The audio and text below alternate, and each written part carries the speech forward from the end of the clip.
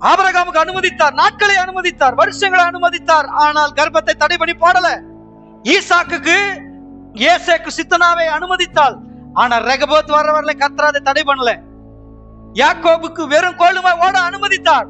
ஆனா இரு பரிவாரத்தோட திரும்பி வர்றவர்களை கர்த்தர் அவனை கைவிடல.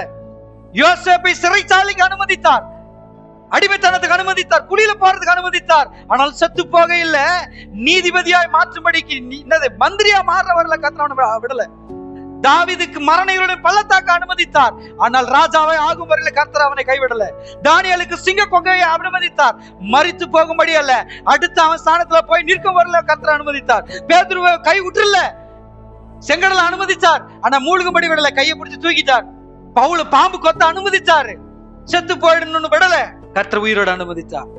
இன்னைக்கு உங்களுக்கு சில சூழ்நிலை அனுமதித்தாலும் கர்த்தர் சொல்றார், நீ மறுபடியும் ஸ்தானத்துல வந்து நிற்கும் வரையில உன்னை கைவிட மாட்டேன். இத்தனை பேருக்கு இவ்வளவு அனுமதித்தேன், ஆனா ஒரு நாளை கைவிடல. உனக்கும் வாக்கு தத்தம் பண்ணி இருக்கிறேன், அந்த வாக்கு தத்தம் நிறைவேறும் வரையில உன்னை என்ன பண்ண மாட்டேன். நானு என்னை கைவிடாத தெய்வம் அவன்.